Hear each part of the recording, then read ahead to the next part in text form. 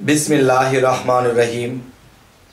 हे समस्त जगतबासी, आज आमी शामीम आলী চিশতি আপনাদের সামনে যে আলোচনাটি নিয়ে হাজির হলাম সে আলোচনাটি অবশ্যই আমরা মনোযোগ দিয়ে শুনব, কেননা আজকের আলোচনাটি হবে যে আপনি জ্ঞানী হতে বা আপনি মহাজ্ঞানীর সাথে মিশতে বা মহাজ্ঞান থেকে আপনি সেই জ্ঞান লাভ করতে আপনার কি কি সাহায্যের প্রয়োজন সেই বিষয়ে আলোচনা করব ইনশাআল্লাহ। যেমন মানুষ জীবন চলার পথে কোনো মুর্শিদ ধরতে হবে, ধরেছে, কোনো মাওলানা লাইনে পড়তে পড়েছে, তবু কিন্তু সে জ্ঞানী হতে পারেনি। তবে জ্ঞান যেমন সবটা জিনিসের মধ্যে রস থাকতে হবে। সেই রসটা কি? সেই রসটা হলো যে আমি যদি শুকনা খাবার খাই তাহলে আমার গলায় ঠেকে যাবে। এখন কি করতে হবে?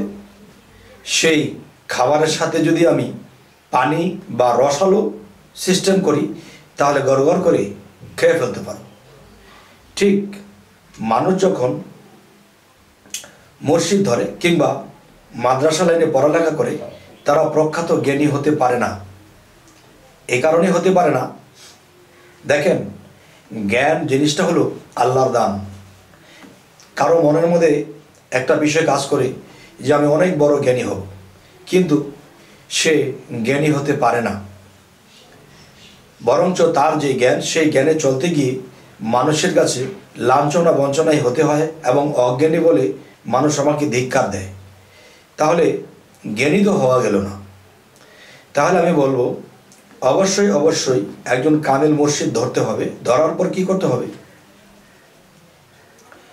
সেই মুর্শিদ যখন সাধনা দিবে সেই সাধনাগুলো তো করবেনই, এর পাশাপাশি আল্লাহর সাহায্যের দরকার, রবের সাহায্যের দরকার।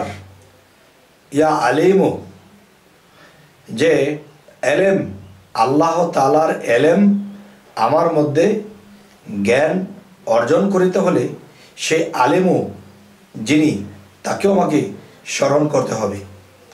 দেখেন, আলেম অর্থ জ্ঞানী, এলেম অর্থ জ্ঞান, এলেম অর্থ জ্ঞান, আলেম অর্থ জ্ঞানী। তাহলে এই পৃথিবীতে আমরা যাদেরকে জ্ঞানী বলে জানি তারা কি আসলে জ্ঞানী? আসলে জ্ঞানী কাকে বলে? আজকে কোন জ্ঞানের কথা আপনাদের সাথে আলাপ করব। সেই জ্ঞানটি হলো, একটা হলো বাহ্যিক জ্ঞান, আর একটা হলো কি এলমে লাদনী কিংবা আল্লাহত্ব জ্ঞান, আল্লাহর সাথে হট কানেকশনের জ্ঞান। যে দেখেন, আল্লাহর সাথে হট কানেকশনের জ্ঞান সেটি কীরকম? দেখেন, যে কোনো মানুষের উপরে জিনে ভর করেছে এবং সেই জিনটি যদি লালিত পালিত করা পোষা জিন হয়ে থাকে তাহলে সেই জিন তাদেরকে কোনো খবর এনে দিতে পারবে। সেটা কি, পিছনে কি হয়েছিল, কিভাবে কি হয়েছিল, হয়তো কিছু খবর সে পিছনেরটা এনে দিতে পারবে, সামনে কি হবে এটা কিন্তু বলতে পারবে না। তাহলে হার্ট কানেকশনের জ্ঞান বলি, এলমে লাদুনের জ্ঞান বলি। তাহলে সেই জ্ঞানগুলো লাভ করতে হলে মুর্শিদের দেওয়া সাধনাগুলো করতে হবে।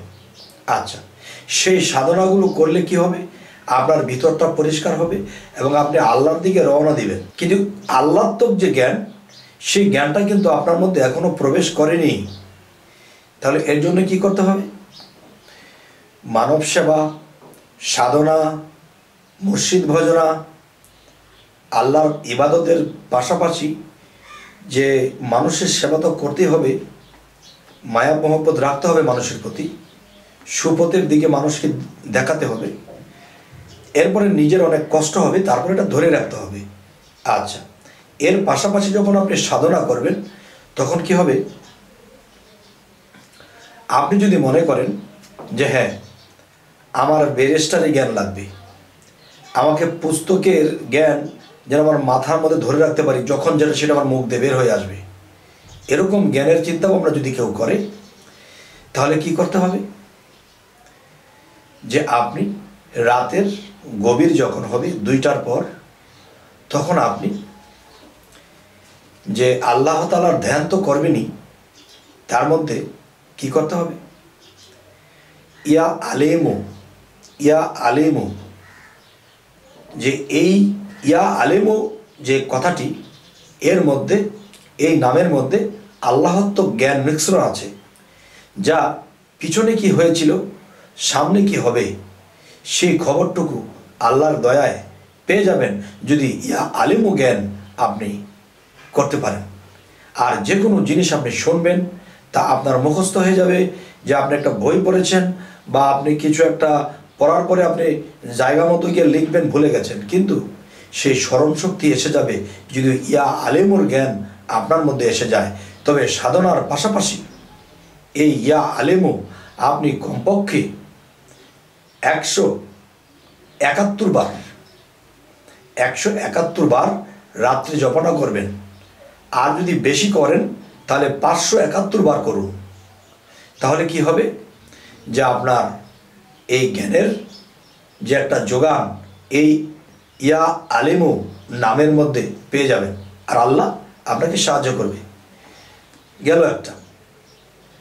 এরপর একটা জিনিস, যে সর্বোপরি জ্ঞান, সকল ধরনের জ্ঞান যেন আপনার আসে এবং সেই জ্ঞানে এই পৃথিবীতে মানুষের উপকারের কাজে লাগাতে পারেন, এমন জ্ঞান সর্বোপরি, মানে সকল প্রকারের জ্ঞান যদি আপনি চান, সেই আলেমু নামের পাশাপাশি আপনাকে কি করতে হবে, যে সকালে যখন আপনি ঘুম থেকে উঠছেন, রাত্রে যখন আপনি ঘুমোতে যাবেন, তখন ঘুমাতে যাওয়ার আগে